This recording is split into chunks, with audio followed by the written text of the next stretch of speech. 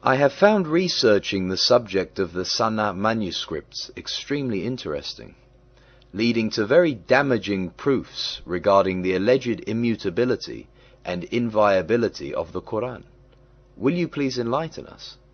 As our listeners already know, these Muhammadan fantasy assertions are contradicted by the very records of Muhammadan Islam, as we have repeatedly shown in our chapters. The Sana manuscripts actually put the final nail in the coffin of their deception, as I shall now demonstrate. Ladies and gentlemen, we might like to think that history is something completely objective, that we can simply go out to discover. The ideal situation is when our opinion of what had happened conforms fully to what really did happen.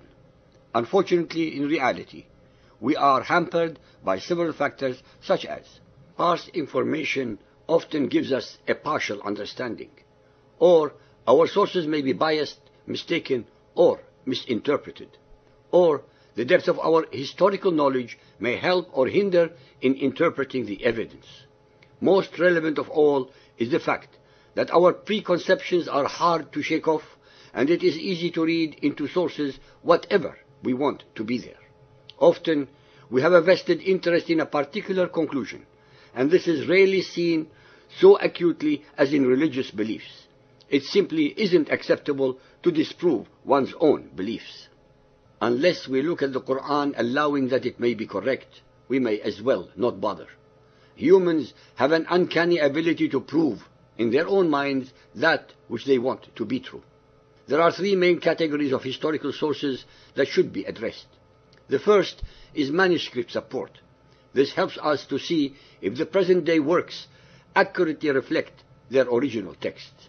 The second is other written sources. These may take the form of inscriptions or documents that give us insight into the period concerned. The third is archaeological data confirming that a particular town, for example, was in existence at the time claimed, or the approximate date of its construction or destruction in battle. We have so far shown in our series, based entirely upon the Muhammadan records themselves, the falsehood of their common assertion that widespread memorization of the Quran proves its authenticity. In reality, this proves very little, except that virtually all of today's Muhammadans read the same text. This reveals nothing to us of the actual events of 7th century Arabia. We are informed by the hadiths that Abu Bakr was the first to collate the text of the Quran into one codex soon after Muhammad's death. This is said to have been passed on down to Umar, then to Hafsa, daughter of Umar and wife of Muhammad.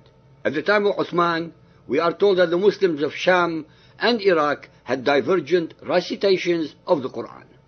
These differences were so serious that the commander in charge became afraid of their different recitations, so he appealed to Uthman for help. Uthman got the codex from Hafsa and directed that perfect copies be made. Then, we are told, Uthman sent to every Muslim province one copy of what they had copied and ordered that all the other Quranic materials, whether written in fragmentary manuscripts or whole copies, be burnt. This tells us that there already were variants in the Quran.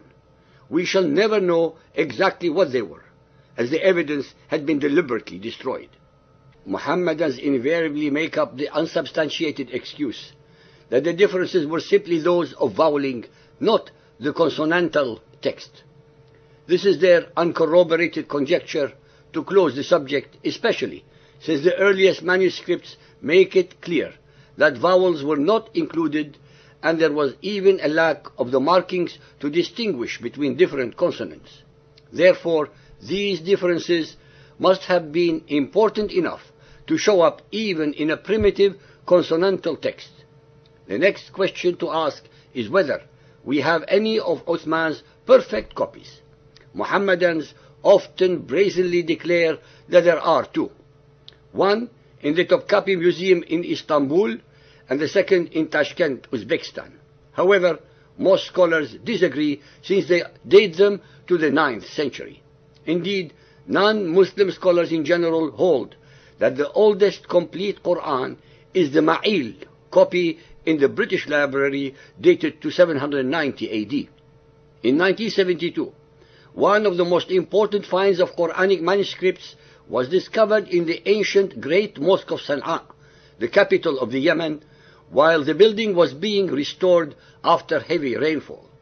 They were hidden in the loft in a bundle of old parchment and paper documents. They were nearly thrown away by the builders, but were luckily spotted by Qadi Ismail al-Aqwa, then president of the Yemeni Antiquities Authority, who saw their importance and sought international assistance to preserve and examine them.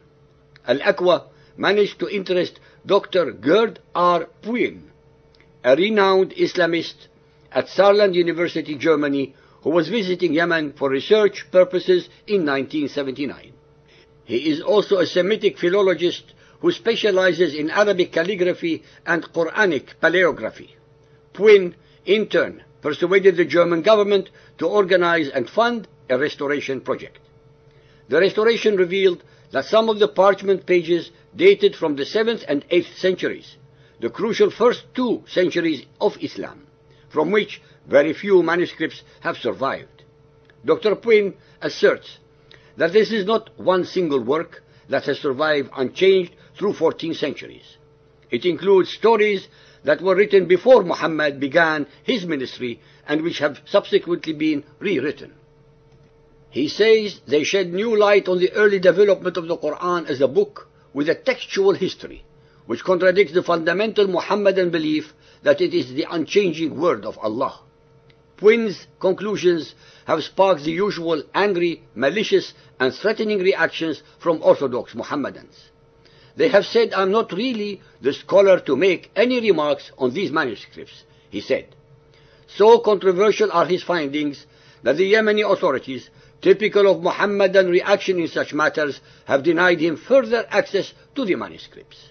The Sana'a manuscripts are considered to be the oldest surviving copies of the Quran. Moreover, the Sana'a manuscripts are written in a script that originated in the Hijaz, the region of Arabia where Muhammad lived, which makes them not only the oldest to have survived, but among the earliest copies of the Quran ever.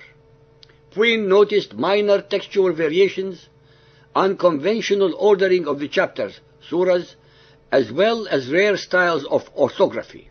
He also noticed that the sheets were reworked. That is, some of the manuscripts had versions written even earlier that had been washed off or erased and then re-scripted.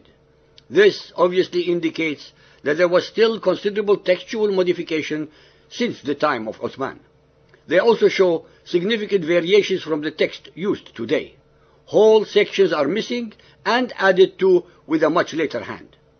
Passages that today read, "Say, Qul," a divine command to Muhammad, are seen to have once been, he said, or they said, indicating a possible attributing of the words of humans to Allah.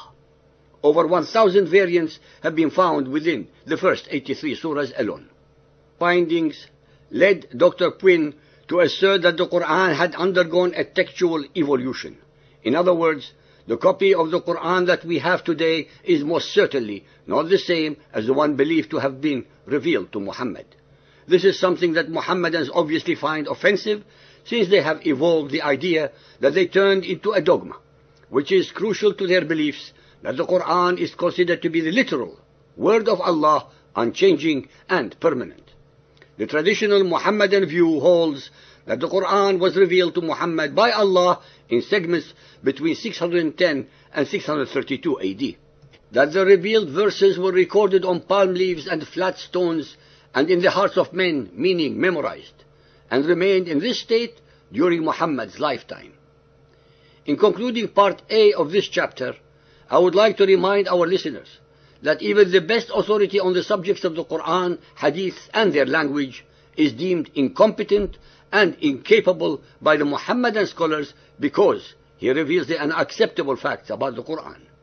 Their negative mindset is the continuance of the Quranic instruction not to question its veracity.